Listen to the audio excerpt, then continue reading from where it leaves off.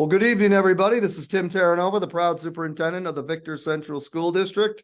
And joining me is the brains behind the operation, our assistant superintendent for business, Mr. Derek Felice. And you probably know that when the two of us are on a town hall, it usually means it's budget time. So we wanted this evening to go over the budget that was adopted by the Board of Education on April 11th. Really go through it with you on Facebook Live. Obviously, this will be taped. So not only if you're watching live, you can ask questions through the comments, but if you watch it later or over the next couple of days, we'll always be checking the comments so that we can also add answers to any people's questions around our budget. I'm going to say this at the beginning and say it at the end. You're going to find all of this information, including more, on our website at www.victorschools.org. I encourage everyone to go there, click on the budget page for 24-25, and it's packed full of information around the budget, which will be voted on May 21st. So let's start the PowerPoint, Mr. Felice. How are you doing this evening? I'm doing well. How are you? Excellent. Good to see you. All right. So I think I got the first couple slides, right? Yep. So tonight, we'll go to the next one, Mr. Felice. So tonight we're going to talk about the goals of our budget, which we always do. We're going to get a little bit into the weeds, which we need to regarding the revenue and expenditures, as it was a little tricky this year because of the state budget being late. And then we're going to talk about the recommendations and our budget calendar review. So in terms of the goals of the budget, these have not changed. These are clear and focused and really emphasizing what we try to develop here every year, which is a comprehensive education for all of our kids. We want to continue to improve our alignment towards our 5-year strategic plan and the goals within that plan. We certainly want to we have some specific financial goals around the stabilization of reserves, maximizing the use of every dollar spent, and when possible, buying things and using expenses that end up generating aid for future years. And of course, as always, we want to emphasize transparency. I'm going to turn it over to Mr. Felice, who's going to talk. We're actually going to go back and forth a little bit. Am I doing this slide or are you, Mr. Felice? It's up to you. I can do it if you want to. Why don't you take it? So as Dr. Terranova has mentioned, this was an interesting budget year. It's not uncommon for the governor's budget to be late, but this year it was exceptionally late to the point that statutorily we had to approve this budget before the state adopted their budget. Their budget constitutionally it's supposed to be adopted April 1st. So the VCS school district went ahead and we adopted our budget on April 11th, despite the uncertain state aid numbers. I believe the board and the district made a wise decision going with the best case scenario, because if you don't budget for expenditures the way that our budgets work, we're unable to spend it. So we wanted to budget as if we're getting the revenue that was proposed in the Senate and the Assembly's budget in the event that we got it, to provide resources to the district. And if we didn't, we were developing an alternative plan. Over the weekend, the New York State did adopt their budget, and we'll share a little bit of how that has impacted our actual budget. Sorry, I'm getting a little click happy. So the adopted revenues that we used to balance our budget, we were hoping for a state aid increase of almost $1 million and $978,000, which would mean that we would get $39 million of state aid, which is a 2.54% increase. As you're about to find out, unfortunately, that didn't come to fruition. But as we built the budget at $103 million, we had slated to add additional resources to help support our students. And Dr. Terranova will share what our original anticipated proposal was.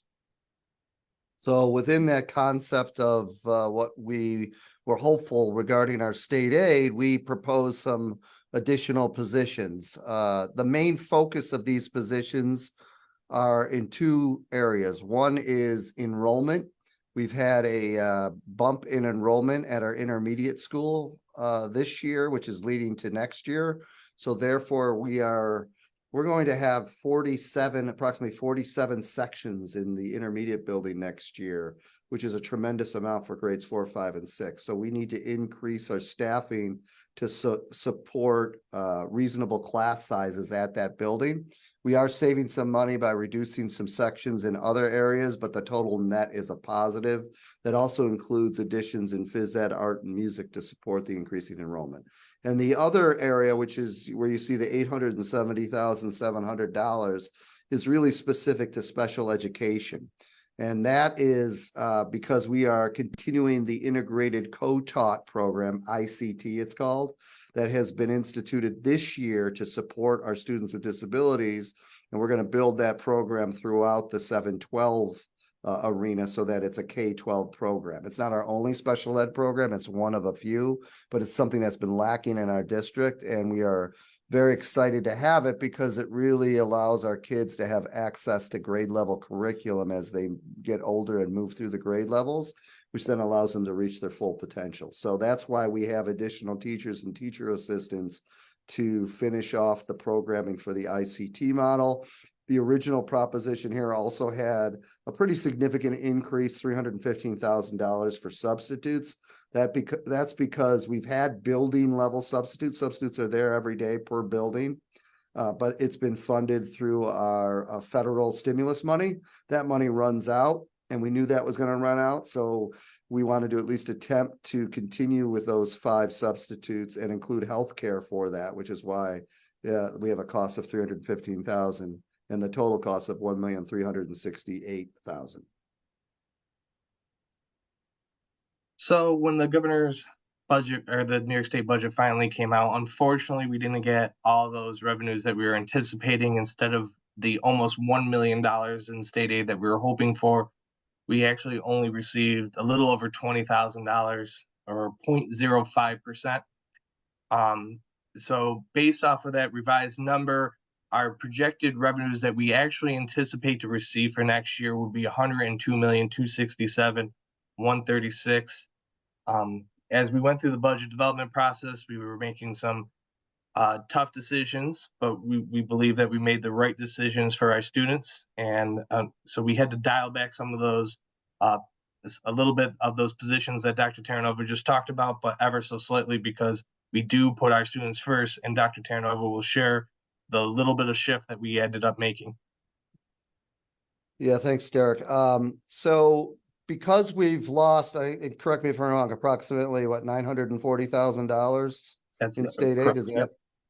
We had to make some decisions. So we ended up reducing from a staffing point, roughly a little over $100,000 worth of staff. So you'll see consistent areas, as was in the previous slide, but some reductions. For example, we're not going to provide health insurance for our substitutes.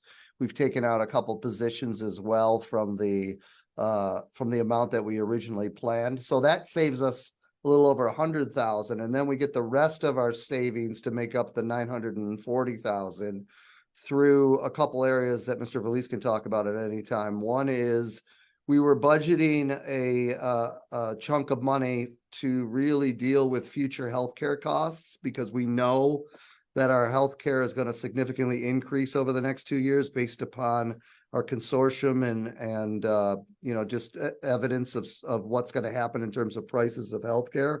We reduced that bubble of money significantly, which does put us in a little bit of a risk, especially if the healthcare increases significantly.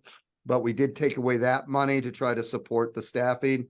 We also reduced our contingency, which is the percent of money that we save at the end of a school year in expenses.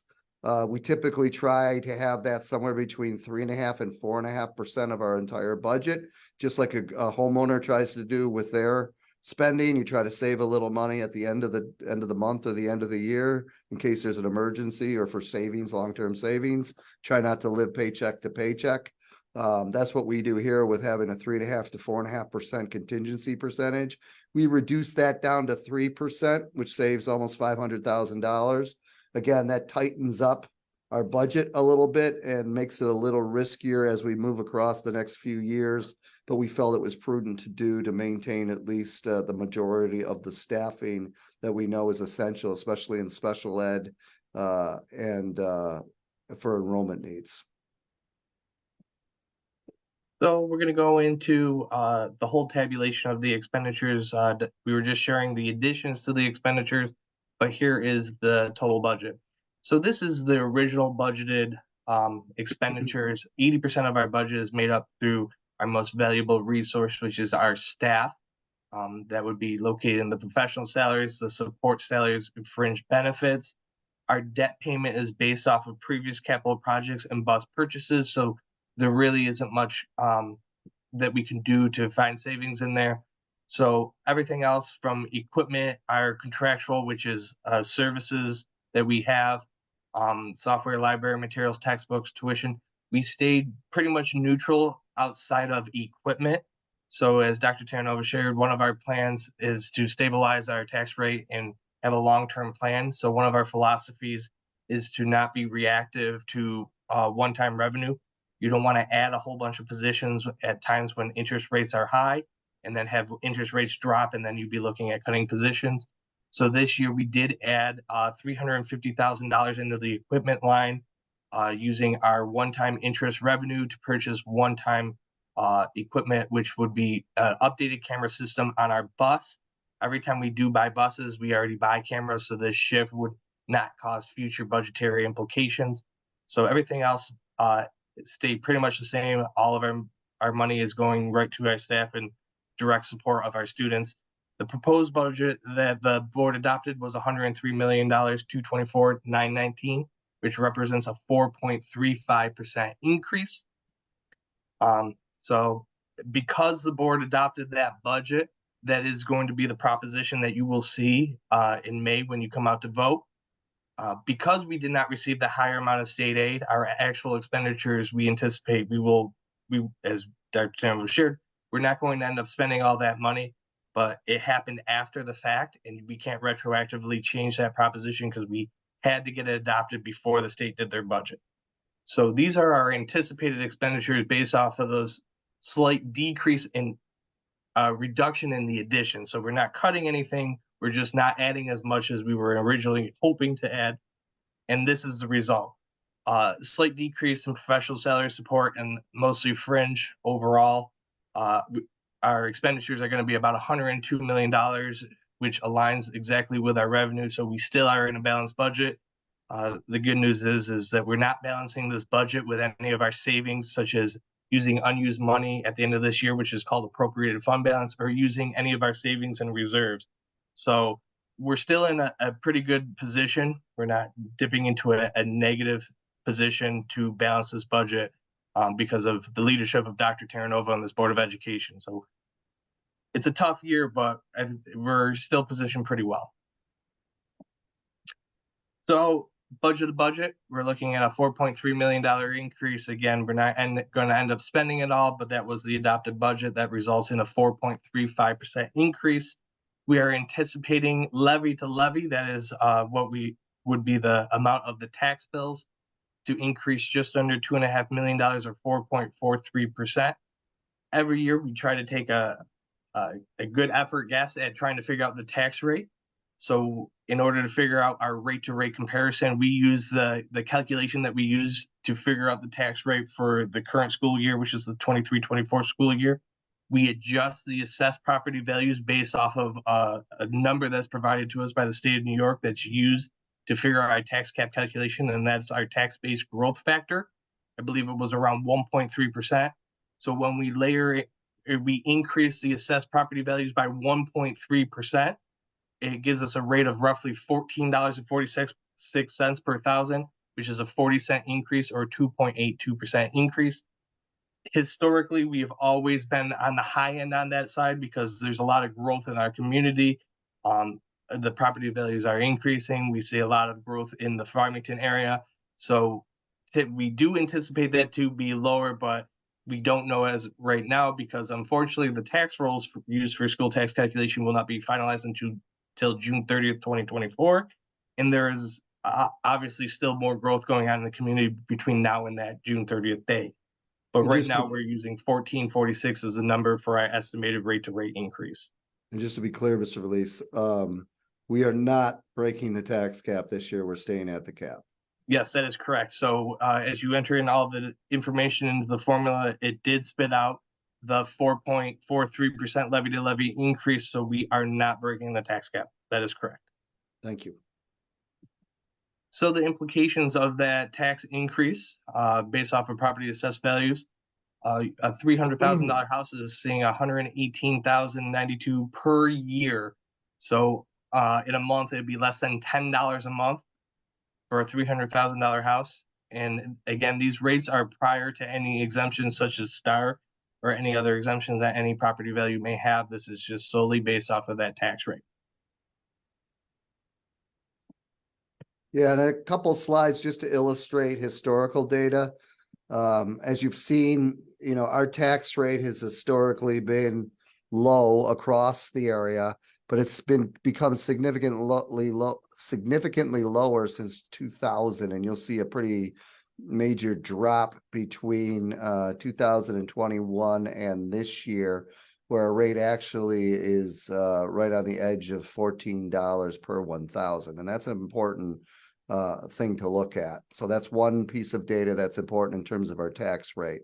Another slide that kind of shows this is the comparison of our tax rate for the 23-24 school year and the average tax rates across Monroe, Wayne, and Ontario counties. And again, both before our vote on May 21st, and then if we increase our tax rate at the level that Mr. Valise just talked about, which, by the way, will ultimately almost surely be less than that, without knowing what the rate increases will be for the other three counties and still keeping that rate at that level, we are still significantly below the average tax rate for those three counties. Now, we know, real quickly, I'll say this, that tax rate does not necessarily, the low tax rate that Victor has does not necessarily mean your taxes didn't go up. We know there's been reassessments being done in town, especially in Farmington, and there's other factors, but the average tax rate is a really strong predictor, and the true tax rate is a strong predictor of your amount of money that you're going to pay in terms of taxes. And this is a critical piece, that Victor does have a very low tax rate. In addition to that, you'll see on the next slide that our per pupil expenditure continues to be less than the average in Monroe, Wayne, and Ontario counties, whether it's before the vote or after the vote, which is, again, we're anticipating a slight increase potentially in the tax, in the per pupil expenditure. However, it's going to be definitely less than the average for Wayne County, Monroe County, and Ontario County. So this is just important data to make sure people are aware of in terms of our spending. So in addition to our budget proposition, there are two other propositions that the district is asking you to consider. The first of which is a bus purchase proposition. We always do these propositions 2 years in advance. So this will be actually for the 25-26 school year. We are looking to do 6 large diesel buses, 1 small gasoline wheelchair bus, 1 small gasoline bus with the estimated cost of $1,375,000.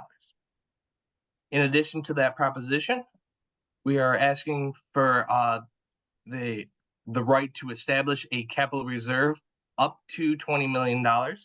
And I just want to add that that does not mean that we need to put $20 million into the reserve at any given time. It just gives us the capabilities to do so. Previously, Dr. Terranova was sharing that in our budget, we do have a contingency in the budget for any other costs that may happen. But when we don't use the contingency money, we do place it in the reserve to try to stabilize the tax rate. As many of you may have heard, the district is pursuing a large, potentially up to $75 million renovation and addition to our campus. And one of the things that the district has been doing over the last several years, we have been putting the unused money into the capital reserve. We have a little over $19 million to offset what is referred to as the local share. and a quick understanding of what the local share. The local share is just the difference between what the district is going to make on the borrowing versus the aid. So if in a perfect world, we would be able to save enough money to pay the whole local share, and then any additional borrowings we would be paid for through the state of New York through building aid. We would receive the aid from New York and then make the bond payment. Unfortunately, due to the needs of our district, that's not the case, but we're hoping to get to that case with this capital reserve. So just to clarify what you just said, if we're going to bring up the capital reserve, the reality is we put money away from our contingency into the capital reserve over the last few years. We have a significant amount in there that we plan on spending because it will significantly mitigate the tax impact, if any, on taxpayers and community members when we do end up finalizing the capital reserve. That's a separate thing from this budget. And we will be talking a lot more about the capital project in the future. Yeah. And I did notice an error on a previous slide, if you don't mind me going back. This Sure. slide, the after vote is actually 24,736 for Victor Central School District. If you notice, it's the same dollar amount. I accidentally copied the same slide. So just wanted to again be transparent and let you know that that number in the before or after vote, you can actually see it says before vote last in both one. After vote is going to be 24,736 per pupil expenditure. So I apologize for that. Which is still lower, and we'll fix that. It's still lower than the average in the other three counties, and we'll fix that for the website. Yep, sorry. So in addition to the district propositions, the budget vote is the Board of Education election. There are 2 seats available, each are 3-year terms. This morning in the business office, we had the drawing of the order in which they will appear, and this is the results. Ms. Carol Prescott will be in the first position. Elizabeth Mitchell, our incumbent, in the second, and Adam Snyder, another incumbent, in the third spot on the ballot. So Mr. Valise, oh yeah, I'm sorry. Well, I'll do this one. How's that? So we're gonna obviously put this presentation and others on our website. In addition to that, we have our budget hearing on Tuesday, May 7th. It starts at 7 p.m. and that should be about a half an hour. And you can certainly ask questions about our budget for during that hearing. And then it's thanks to our PTSA and PI organization. It's Meet the Candidates night, which would be the 3 candidates Mr. Valise just talked about from 7:30 to 8:30 p.m. Voter registration is in district office between 3 p.m. and 7 p.m. on Tuesday, May 14th. If you've already registered, correct me if I'm wrong, Mr. Valise, you don't have to do so again. This is for people who have not registered to vote. You'll need to do that to be eligible to vote in our school budget vote, which is Tuesday, May 21st. Starting at 6 a.m. and going all the way to 9 p.m. And I believe, where's the location of that vote, Mr. Valise? That is going to be in the ECS boardroom. Okay, so that'll be in the ECS boardroom. And again, you can vote anywhere between 6 a.m. and 9 p.m. And then I'm going to say the same thing I said at the beginning. Go to www.victorschools.org. It'll lead you right to the budget, and we have all the information tied to our budget on that website. We're giving presentations to different groups. We gave a presentation to the town of Victor last evening. We have the town of Farmington coming up. We have the Rotary and the Kiwanis. And certainly we're available for questions at any time, whether you can email myself or Mr. Valise. We can answer any of your questions as well. And then you're going to get the community budget newsletter roughly 2 weeks before the vote. So that'll be packed full of information regarding our budget as well. Currently, it doesn't look like we have any questions on Facebook Live, but you can certainly make comments at any time, and we'll attempt to answer those over the next few days. Anything you want to add, Mr. Valise? No, I think we covered it all. All right. Well, thanks everybody. Thanks for tuning in. Mr. Valise, thank you for all the work behind the scenes, and everybody have a great April. We'll be back in May with our May Town Hall, where we're going to celebrate a variety of kids and their amazing accomplishments. As you know, that happens all the time at Victor Central School District. So have a great evening and take care.